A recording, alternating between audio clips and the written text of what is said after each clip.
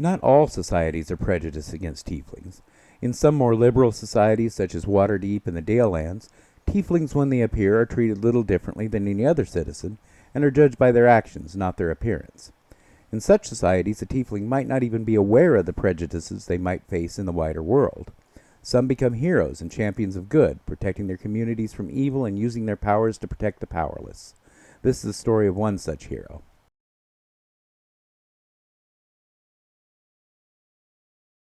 Hi everyone, and welcome to another psychedelic episode of The Dungeon Crashers. I'm Guy. And I'm Zapil.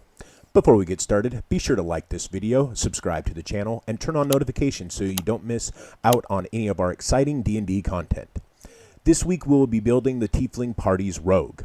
For this Tiefling, we are using the Zariel lineage. Zariel was once a powerful angel who got involved in the war against the chaotic forces of the Abyss, and under the influence of Admodius, she was transformed into an archdevil under his service. She started ruling the first layer of the Nine Hells, Avernus, becoming its archduchess. Those of her bloodline get the legacy of Avernus. She gets Thaumaturgy cantrip. At 3rd level, she can cast Searing Smite once as a 2nd level spell, and at 5th level, she can cast Branding Smite once as a 3rd level spell. You must finish a long rest to cast these spells again with this trait. Charisma is your casting ability for these spells. She gets a +1 to strength, and like the other tiefling, she gets a +2 to charisma. She is medium size with a walking speed of 30 feet. She gets dark vision out to 60 feet, and she has Hellish resistance, making her resistant to fire damage. For language, she can speak, read, and write Common and Infernal. For ability scores, we use the Poibai system. We put a 10 on strength, making it 11 from the racial bonus. She will be multi-classing with fighter, but we will be using dexterity for that. We put a 15 on dexterity. She will be a dex-based melee fighter, so we'll be improving it later on. We put a 13 on Constitution. We will be adding a feat later to get it up to 14. We put a 14 on Intelligence. This will help with her martial archetype she will be taking. We put a 10 on Wisdom. We would like to make it higher, but we will have skills to help with the low score. Last, we put a 10 on Charisma, making it 12 with the +2 from the racial bonus. She will have some Charisma skills that she will be using, so we wanted a positive score. Our hero has always wanted to help people, but hated the limelight. She would rather work in the shadows helping those in need. She started out small, just doing good deeds for the villagers in her village. One day she came across an injured man in the woods. He was a tall, well-built man and wore breastplate armor. He had an open wound on his right arm and leg that needed treatment. She knew nothing of first aid, let alone healing magic, and he was too heavy for her to carry, so she had to drag him to the village healer for treatment. They were able to heal him, but he was still unconscious due to the lack of blood. She would look after him for the next few days until he regained consciousness. One day she returned to the village healer's house to find him sitting up in bed and staring at her as she entered the room. "So you are the one that found me and brought me here," he said. Unable to look him in the eye, she simply nodded under his gaze. "Well, it looks like I owe you a debt of gratitude. The healer here tells me that you like to help people with no reward for yourself. As chance has it, I work for an organization that is looking for inspiring young people like yourself. How about it? Would you like to join the Harpers and help even more people?" He holds out his hand, waiting for her response. She had heard the name before, and just like her, they help people from the shadows. This was an opportunity she couldn't let slip by. She walks over to him and gives him a firm handshake. "Excellent," he says. "Now go tell your parents to come speak with me, and after a few more days of rest, we will be heading off." She smiles and runs out the healer's house, eager to begin her journey. For the background, we went with Faction Agent from Sword Coast Adventures Guide. It gives the skills Insight and 1 Intelligence, Wisdom, or Charisma skill of your choice, as appropriate to your faction, so we went with Investigation. The faction we are selecting is the Harpers. Founded more than a millennia ago, disbanded and reorganized several times, the Harpers remain a powerful behind-the-scenes agency, which acts to thwart evil and promote fairness through knowledge rather than brute force. Harper agents are often proficient in investigation, enabling them to be adept at snooping and spying. They often seek aid from other Harpers, sympathetic bards and innkeepers, rangers, and the clergy of gods that are aligned with the Harpers' ideals. This background also gives 2 languages, and we went with Goblin and Undercommon. Since she is hunting down the cultists, she better speak the languages they are using. At 1st level, she takes 1st level Rogue. She gets proficiency with light armor, all simple weapons, hand crossbows, long swords, rapiers, and short swords. She's also proficient with thieves' tools, dexterity, and intelligence saves. At first level, she gets 4 skills from the rogue list, and she takes Deception, Perception, Persuasion, and Stealth. She gets expertise in 2 skills she has, and picks Insight so she can tell who's lying to her, and Stealth so she can get in and out of places easier. She gets Sneak Attack, allowing her once per turn. She can deal an extra 1d6 damage to one creature she hits with an attack, if she has advantage on the attack roll. The attack must use a finesse or a ranged weapon. She doesn't need advantage on the attack roll if another enemy of the target is within 5 feet of it, and that enemy isn't incapacitated, and she doesn't have disadvantage on the attack. She also gets Thieves' Cant as a bonus language. It's a secret mix of dialect, jargon, and code that allows her to hide messages in seemingly normal conversations. Only another creature that knows Thieves' Cant can understand such messages. After a few months of traveling and training, it was time for her first assignment. She is to go to a keep on the borders of the kingdom and find a tiefling woman that the cultists are tracking. She is to find her first and help her to escape. It would take her a few weeks' travel to get there, so she leaves immediately. Once she arrived at the keep, it didn't take her long to find the woman. She had been asking around for weeks if anyone had seen her mother. Our hero knew that if she could find her that easily, then the cultists wouldn't be far behind. She decided to make contact with her, but to her surprise, the woman set an ambush for her, and a fight ensued. Our hero didn't want to hurt the woman, so she did only what was necessary to not get hurt. It took some convincing, but they both agreed to call a truce. It turns out that the woman was a captive of the cultists that managed to escape. They had raised her to be a sacrifice, and she was seeking vengeance on the cultists for murdering her mother. They quickly decide to work together and seek out the evil cultists. At second level, she takes second level rogue. She gets cunning action, allowing her to dash, disengage, and hide as a bonus action. Before they can make their escape, they need to resupply. They head to the local inn for provisions and to gather intel on the cultists' next move. They had just sat down in the inn when a tiefling woman came to their table. She is very charming and persuasive, asking if they would like to join her and her companions for a drink. Seeing her not to be a threat, they agree, and they all sit down to get to know each other. Turns out that our hero's new friend are getting ready to enter the Caves of Chaos. This is perfect. There is supposed to be a large group of cultists in those caves, and this was a good opportunity for our hero to put her training to the test. They all decide to work together, so they start working on a plan. At third level, she takes third level of rogue. She gets her roguish archetype and takes Soulknife. From Soulknife, she gets psychic power. It is a wellspring of psychic energy within herself. The energy is represented by psionic energy dice, which are each a d6, and she gets a number of these dice equal to twice her proficiency bonus, and they fuel various psionic powers she has. Some of her powers expend the psionic energy dice they use, as specified in the power's description, and she can't use a power if it requires her to use a dice when her dice are all expended. She regains all expended psionic energy dice when she finishes a long rest. In addition, as a bonus action, she can regain 1 expended psionic energy dice, but she can't do so again until she finishes a short or long rest. Her first 2 abilities are Psi-Bolstered Knack. If she fails an ability check using a skill or a tool in which she has proficiency, she can roll 1 psionic energy dice and add the number rolled to the check, potentially turning a failure into a success. She expends the dice only if the roll succeeds. And second is Psionic Whispers. As an action, choose 1 or more creatures she can see up to a number of creatures equal to her proficiency bonus, and then rolls 1 psionic energy dice. For a number of hours equal to the number rolled, the chosen creatures can speak telepathically with her, and she can speak telepathically with them. To send or receive a message with no action required, she and the other creatures must be within 1 mile of each other. A creature can't use this telepathy if it can't speak any languages, and the creature can end the telepathic connection at any time with no action required. She and the creatures don't need to speak a common language to understand each other, and the first time she uses this power after a long rest, she doesn't expend a psionic energy dice. All other times she uses the power, she expends the die. She also gets psionic blades. Whenever she takes the attack action, she can manifest a psionic blade from her free hand and make an attack with that blade. The magic blade is a simple melee weapon with the finesse and thrown properties. It has a normal range of 60 feet and no long range. And on a hit, it deals psychic damage equal to 1d6 plus ability modifier she used for the attack roll. The blade vanishes immediately after it hit or misses the target, and it leaves no mark on the target if it deals damage. After she attacks with the blade, she can make a melee or ranged weapon attack with a second psionic blade as a bonus action on the same turn. provided her other hand is free to create it. The damage die for this bonus attack is 1d4 instead of a 1d6. Her sneak attack dice improved to 2d6, and she gets Searing Smite from her legacy of Avernus.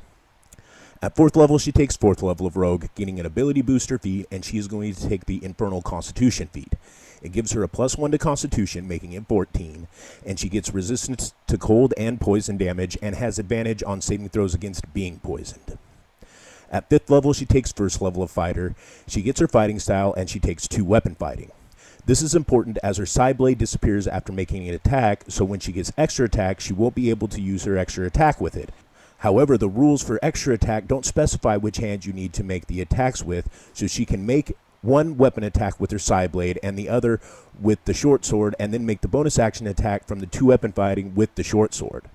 This does mean that she won't be able to use her bonus action side blade attack on the same turn as she uses extra attack. This won't matter until she gains extra attack from her fighter levels anyways.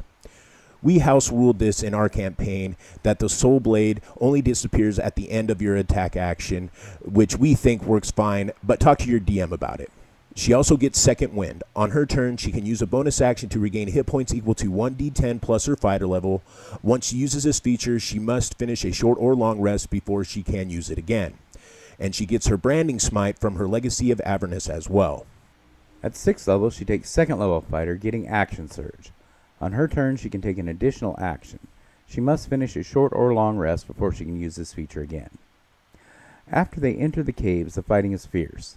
They fight their way through hordes of goblins, bugbears, hobgoblins, and even some ogres before reaching the cultist hideout. Those cultists didn't stand a chance. One of her companions plunged headfirst into the fray, swinging her glaive wildly, and when she hit, she would unleash a powerful smite. One of the women they met at the inn stood back firing arrows with such precision, just missing her companions but hitting a cultist that was coming up behind her. The other one used her fist to repeatedly hit the cultist and also healed her companions with the same action. It was a sight to behold. Even though they had not known each other for a very long time, they worked so well together. The fight was over in a matter of moments, and the party set out to investigate what was left in the hideout. On top of finding money and jewels, they found an artifact of pure evil. Our hero wanted to destroy it immediately, but they didn't have the tools to do it. And the archer says she knows of a place where it could be sealed or destroyed, so they decide to take it back with them. At 7th level, she takes 3rd level Fighter. She gets her martial archetype and takes Psy Warrior. Just like Soulknife, she gets Psy Die, which are each a d6. She has a number of these equal to twice her proficiency bonus, and they fuel various psychic powers she has. Some of her powers expend the psionic energy die they use, as specified in the power's description, and she can't use a power if it requires her to use a dice when her dice are all expended. She regains all her expended psionic energy dice when she finishes a long rest. In addition, as a bonus action, she can regain 1 expended psionic energy die, but she can't do so again until she finishes a short or long rest. She gets 3 powers to start. The first is Protective Field. When she or another creature she can see within 30 feet of her take damage, she can use her reaction to expend 1 psionic energy die, roll the die, and reduce the damage taken by the number rolled plus her intelligence modifier with a minimum of 1, as she creates a momentary shield of telekinetic force. The second is Psionic Strike. She can propel her weapons with psionic force.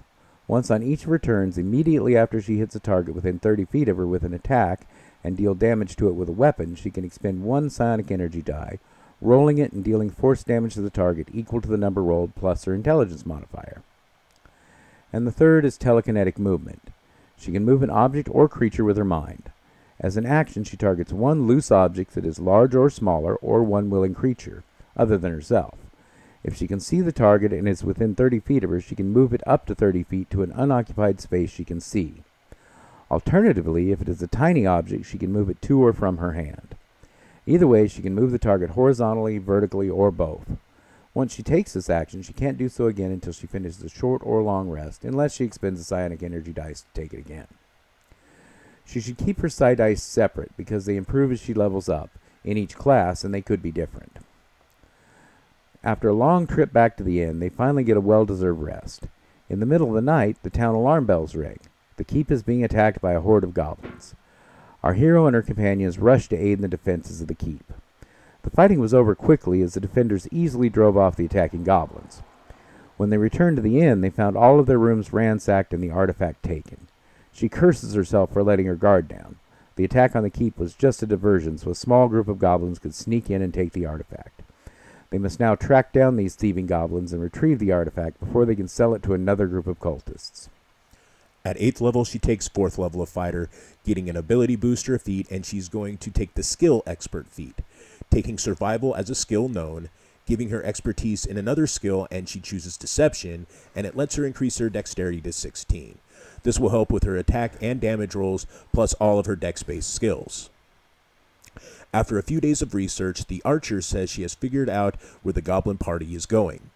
It is to a hill giant steading outside the borders of the kingdom, and it took a few weeks of travel before they made it to the hill giant steading, and they decide to wait for the cover of night before entering. They made a small camp to wait. As the party rested, the archer took the first watch. Our hero was in a deep sleep when she was awoken by the archer's high-pitched voice saying she had found a new friend.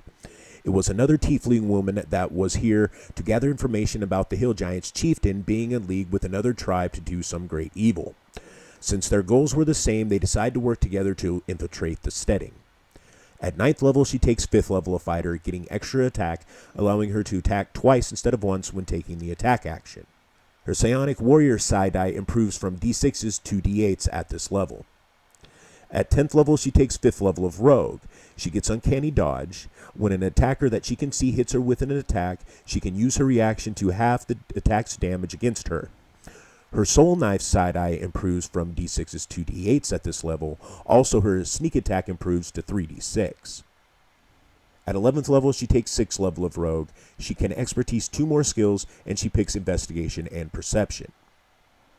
They enter the steading in the cover of night, fighting only when they need to. Our hero used her skills with stealth to take the point and lead the party as they make their way to the chieftain's chambers. When they enter, he was alerted to their presence, and the fighting began. He called forth a giant cave bear pet to fight with him.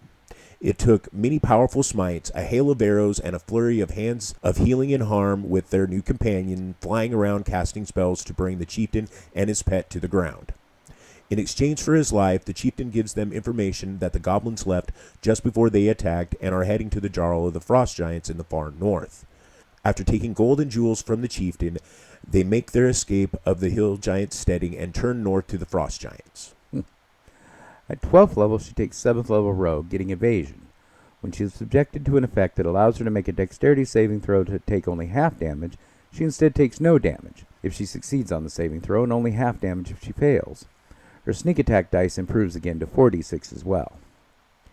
And at 13th level, she takes 8th level rogue, getting an ability booster feat, and she's going to boost her dexterity to 18. She used her dex for a lot of things, so she should be getting it as high as possible. The battle with the Frost Giants was long and deadly. Their defenses were strong, and it took many weeks of repeated attacks to whittle down their numbers before they could face the Jarl of the Frost Giants. He has a small group of minions, and the sorcerer unleashes blasts of fire to overwhelm them. Our hero and the paladin face the Jarl in a bloody fight. He does not go down easily. After using all of her smites and our hero sneak attacking the artery in his leg, does he finally fall. The monk tries to spare his life, but he doesn't allow anyone to come close, and he finally bleeds out. After searching, they find that the artifact is gone along with the goblins. They do find gold, jewels, and a few magic items.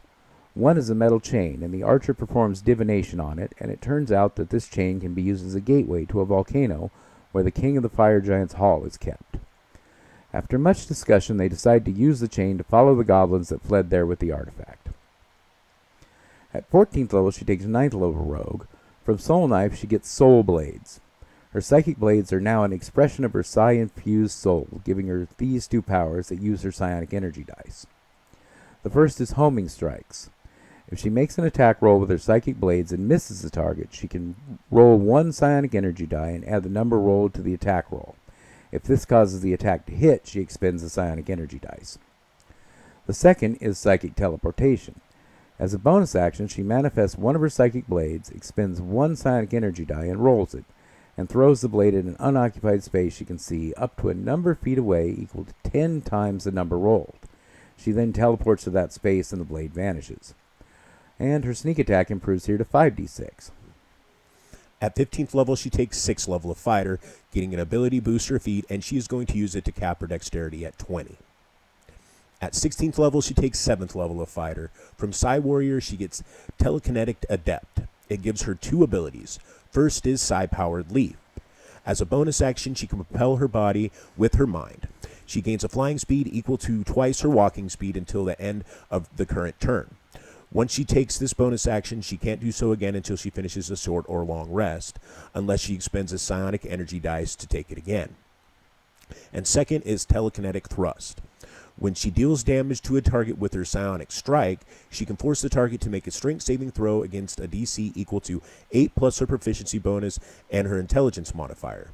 If the save fails, she can knock the target prone or move it up to 10 feet in any direction horizontally. Once they arrive at the Hall of the Fire Giant King, they are met with battle after battle. They fight hellhounds, salamanders, and other fire elementals with very little rest. As they trek through the halls, they find clues that the fire giants are in league with the Drow of the Underdark, and the cultists are servants of the demon Lolth. This is news to our hero, and she must put a stop to the cultists before they can cause any more harm. Our hero and her party come across the giant door, thinking it is the chamber of the Fire Giant King, but they were mistaken. Inside the room was a red dragon. Thankfully, they all share the hellish resistance ability, making them resistant to the fire damage, but the battle is still fierce. Our hero and the paladin jump into the fight using everything they have to bring down the massive beast. The sorcerer and archer fire off ice spells and arrows from afar, and the monk uses her hands of healing whenever our hero and the paladin fall. It seems like an eternity, but the beast comes crashing down with a final thud. With all the party spent, they decide to make camp and take a short rest before moving on to the Fire Giant King's chambers. Luckily, they stayed undisturbed long enough to regain some spells and abilities before moving on to the Fire Giant King. Compared to fighting the dragon, the fight with the Fire Giant King was over quickly. After searching the area, they find the goblins and the artifact gone. The Fire Giant King begs for his life and tells them there is an entrance to the Underdark below these halls. So our hero and her party venture to the Underdark to find the goblins and put a stop to all of this. At 17th level, she takes 8th level of fighter, getting another ability booster of feat, and she's going to use it to boost her intelligence to 16. This will help with her Psy Warrior psychic thrust damage and her telekinetic thrust DC. Our hero and her party fight their way through the Underdark. Many evil, foul creatures oppose them. They happen to come across a vampire and his succubus lover. The party faces them and their minions in a grueling fight, but they emerge victorious. They offer to spare the vampire's life in exchange for information. The vampire tells them the goblins passed through there a few days ago, and he would gladly lead them to the entrance to the Drow city. Our hero didn't like the idea of trusting a vampire, but she agrees, and the rest of her party follow them to the Drow city. At 18th level, she takes 10th level of Rogue, getting yet another ability booster feat, and she's going to use it to take the Tough feat. Her hit point maximum increases by an amount equal to twice her level when she gains this feat, and whenever she gains another level thereafter, her hit point maximum increases by an additional 2 hit points. At 19th level, she takes 11th level of Rogue. She gets Reliable Talent. Whenever she makes an ability check that lets her add her proficiency bonus, she can treat a d20 roll of 9 or lower as a 10. Her Soulknife side die improved from d8s to d10s, and her sneak attack dice improves to 6d6 at this level. If the rest of the Harbors could see our hero now. She and her party were in a den of pure evil. Thankfully, with all of them being tieflings, they could blend in easily, and with some information gathering, they found that the goblins had taken the artifact to a powerful priestess of Lolth. It takes stealth and the occasional bribe to get into the house, only to find that the goblins had fled again and escaped to the abyssal realm of Lolth. Our hero and her party vow to bring the goblins to justice and retrieve the artifact at all costs. And at 20th level, she takes 12th level Rogue, getting her last ability booster of feat, and she's going to use it to boost her intelligence to 18, further adding to her Psy Warrior's psychic thrust damage and the telekinetic thrust DC. This character would be very fun to play. She can hit just about anything thanks to her Soulknife's homing attacks. She can do a ton of damage with her Psychic Blades, Sneak Attack, Psionic Strike, and her Racial Smite spells. She has many skills that will help her in her spying and infiltration. The only drawbacks are she has low hit points for a frontline fighter, but Uncanny Dodge should help a little with that. Plus her AC is relatively low, so make sure you stick next to your party's healer. We hope you liked this build, and if you do, please let us know in the comment section below along with any questions or build requests. Join us next week when we build the final member of the Tiefling party, a powerful sorceress and healer. And until next time, cheers. Cheers.